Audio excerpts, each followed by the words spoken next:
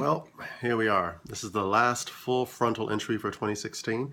Even though, as you can tell, I'm not naked. I'm actually at home in Baltimore visiting my family, and I think it's a better idea if I keep my clothes on here. But wanted to just end out 2016. It's been a wild, crazy friggin' year, as I think we can all relate to.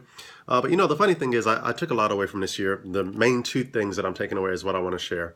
My first biggest lesson for this year is we can't really take anything for granted. I think when Trump won, that was a shock to all of us. It was a really, really hard week. It's still kind of difficult to deal with. But one of the things that it brought up in me was a realization that, I take it so much for granted.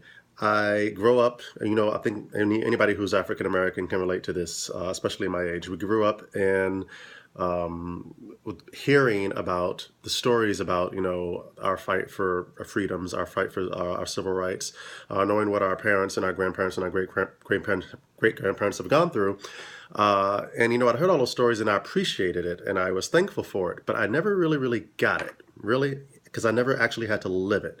So I took all of the things that they fought for granted, and I think when Trump won, what it made me realize was like, oh my gosh, I'm getting just a little glimpse, just a teeny weeny little glimpse of what it might have been like for my family members and for other people who fought for civil rights that they didn't have, who had to go to work and struggle and fight every day in a country that just did not fucking give a damn about them at all.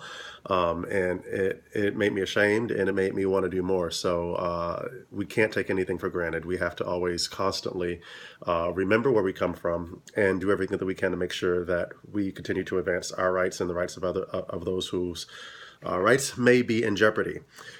Second thing is life is short and we have to do everything we can to live it to the fullest each and every day.